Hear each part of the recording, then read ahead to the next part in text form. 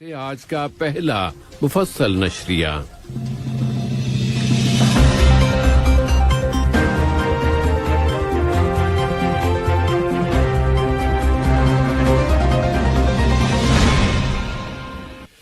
بسم اللہ الرحمن الرحیم۔ قطر نے کل کھیلوں کا قومی دن منایا۔ قطر کے منفرد انیشیٹو میں اسپورٹس کو سب کی زندگی کا ایک اہم حصہ اور اسلوب بنانے پر زور دیا گیا ہے۔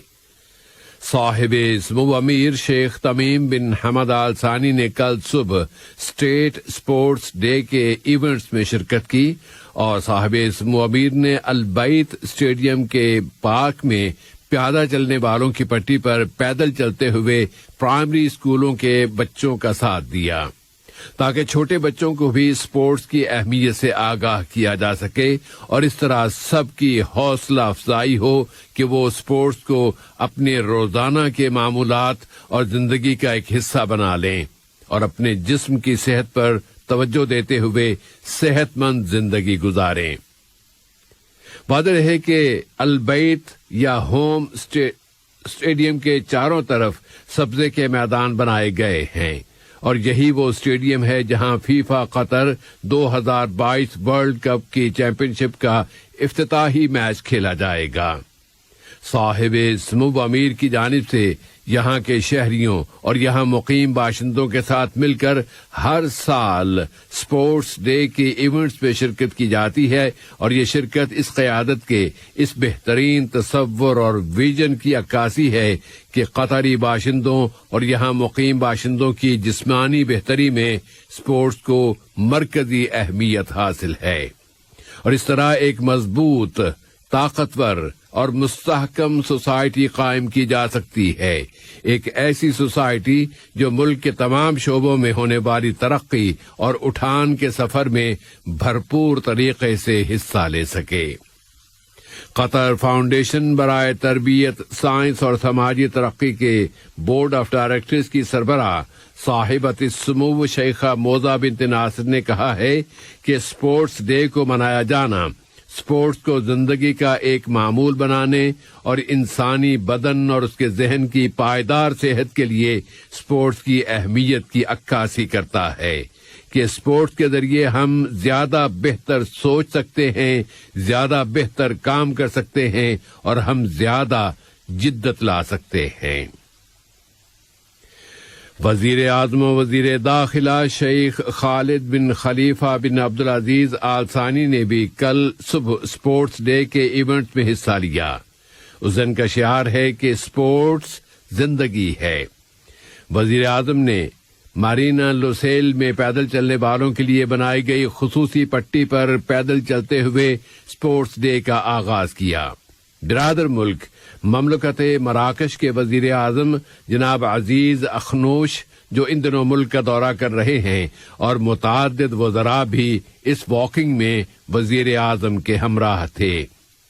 اس طرح اس تصور کو راسخ کرنے کی کوشش کی گئی کہ اسپورٹس زندگی کے معمولات کا ایک اہم حصہ ہے اور یہ تصور سن 2030 کے قطری نیشنل ویژن کے عین مطابق ہے۔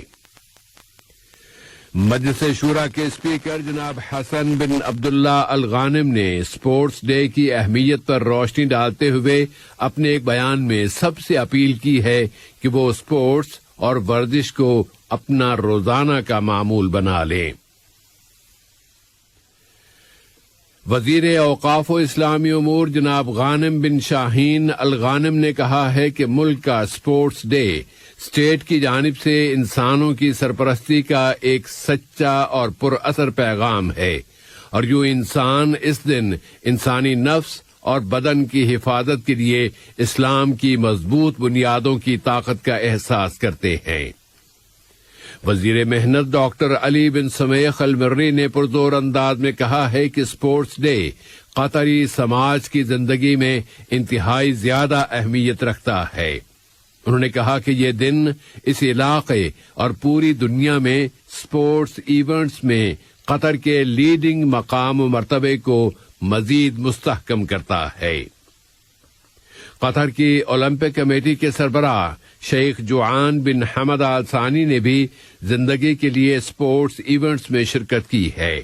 اس کمیٹی نے اس دن پیدل چلنے کے انتظامات کیے تھے۔ انہوں نے کہا کہ اسپورٹس کی اہمیت کو عام کرنے کے لیے قطر کا اسپورٹس ڈے بڑی کامیابیاں سمیٹ رہا ہے۔ بیرون ملک قطری سفارتی مشنوں اور قونصل خانوں نے بھی اپنے ہاں اسٹیٹ اسپورٹس ڈے مناتے ہوئے اسپورٹس کے مختلف ایونٹس کا اہتمام کیا ہے، اور اس موقع پر کووڈ-19 اور کورونا وائرس کے پھیلاؤ کی روک تھام کے لیے تمام تر ضروری احتیاطی تدابیر کا خیال رکھا گیا تھا۔ ملک کے نمائندوں نے پرزور انداز میں کہا ہے کہ ملک اسپورٹس کی حوصلہ افزائی کرتا ہے اور وہ سماج میں اسپورٹس کے کردار اور اس کے رول کی اہمیت کو اجاگر کر رہا ہے، اور اب تو کئی لوگوں کے لیے یہ روزانہ کے معمولات کا ایک حصہ بن چکا ہے، اور اس دن دوسرے لوگوں کو بھی ابھارا جاتا ہے کہ وہ اسپورٹس اپنائیں۔ اسپورٹس اور ایکسرسائز کو عام تفریح یا وقت کا ضیاع نہیں سمجھنا چاہیے، بلکہ یہ ہر فرد کی زندگی کی ایک لازمی ضرورت بن گئی ہے۔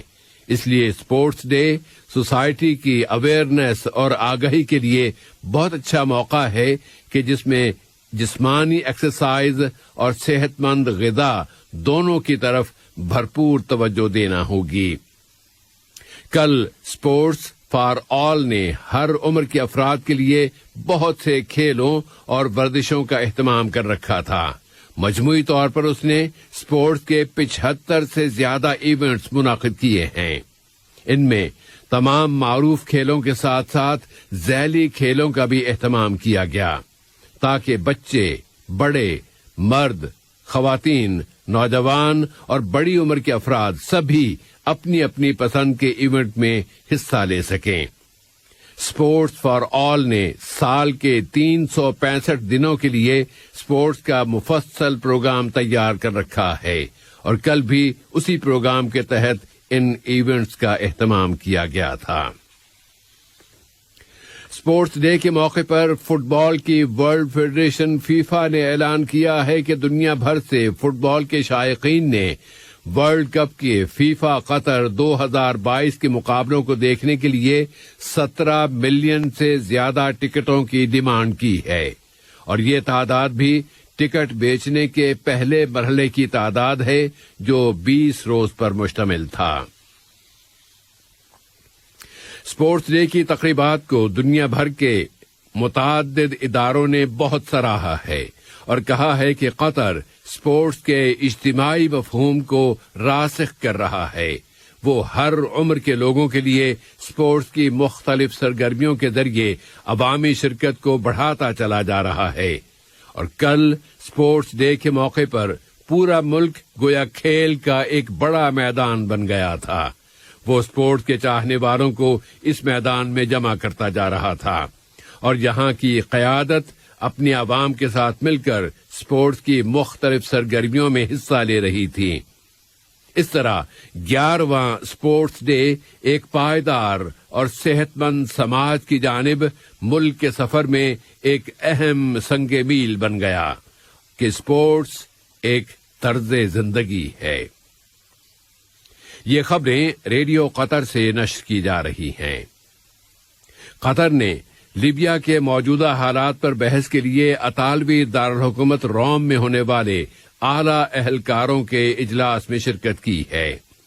جمہوریہ اٹلی کے لیے قطر کے سفیر جناب خالد بن محمد الدوسری نے اس اجلاس میں قطری وفد کی قیادت کی، اور قطری وفد نے ایک مرتبہ پھر کہا ہے کہ قطر لیبیا کے پولیٹیکل ٹریک، لیبیا میں متعلق سلامتی کونسل کی قراردادوں اور ایسے تمام پولیٹیکل سولوشنز کی مدد و حمایت کرتا ہے جو لیبیا کی وحدت، اس کے استحکام اور اس کی بالادستی کی حفاظت کر سکتے ہوں، اور ترقی و خوشحالی کے لیے برادر لیبیائی عوام کی امنگیں اور خواہشات پوری کر سکتے ہوں۔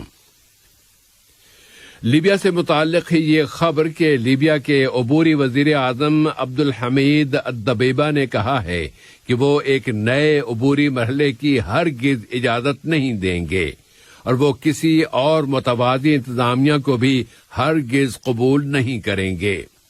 ان کا اشارہ پارلیمنٹ کے اگلے اجلاس کی طرف تھا جو کل جمعرات کے روز نئے وزیر اعظم کے چناؤ کے لیے بلایا جانے والا ہے۔ انہوں نے کہا ہے کہ ان کی حکومت ایک منتخب انتظامیہ کو اقتدار منتقل کرنے تک کام کرتی رہے گی۔ اسرائیل نے شامی دارالحکومت دمشق کے نواح میں ایک حملہ کیا ہے۔ اسرائیلی فوج نے اعلان کیا ہے کہ اس نے دمشق کے قریب شامی میزائلوں کی بیٹریوں اور ایک راڈار کو نشانہ بنایا ہے کہ شام نے اسرائیل کی جانب ایک اینٹی ایئر کرافٹ میزائل داغ دیا تھا۔ شامی ٹیلی ویژن کے مطابق شامی ایئر ڈیفنس نے دمشق کے آسمان میں متعدد اسرائیلی میزائلوں کو روکا ہے اور اس حملے میں ایک شامی فوجی جاں بحق اور 5 دوسرے زخمی ہو گئے ہیں اور مالی نقصانات بھی ہوئے ہیں۔ اور آج کے اس نشریے کی آخری خبر یہ ہے کہ صحت کی عالمی تنظیم WHO نے اعلان کیا ہے کہ گزشتہ نومبر کے اواخر میں نیو ویریئنٹ اومیکرون کے منظر عام پر آ جانے کے بعد دنیا میں کووڈ-19 سے مرنے والوں کی تعداد 500,000 رجسٹر ہوئی ہے، جبکہ 130 ملین کیسز درج ہوئے ہیں۔ WHO نے کہا ہے کہ یہ صورتحال کسی سانحے سے بھی زیادہ سنگین ہے۔ اہم خبروں کا خلاصہ ایک مرتبہ پھر۔ صاحب سمو امیر نے اسٹیٹ اسپورٹس ڈے میں شرکت کی ہے اور افراد اور سوسائٹی کی صحت میں اسپورٹس کی اہمیت پر زور دیا ہے۔ اسپورٹس زندگی ہے، اس سلوگن کے ساتھ کل یہاں سرکاری اور عوامی سطح پر اسپورٹس ڈے منایا گیا۔ اسپورٹس کی طرف قطر کی بھرپور توجہ اور اجتماعی اسپورٹس کے مفہوم کو راسخ کرنے پر زبردست عالمی ستائش اور تعریف۔ اور اسرائیل کی جانب سے دمشق کے قریب کیے جانے والے حملے میں شام کا ایک فوجی جاں بحق اور 5 دوسرے زخمی ہو گئے ہیں۔ ریڈیو قطر سے آج کا پہلا نشریہ اپنے اختتام کو پہنچا۔ فی امان اللہ۔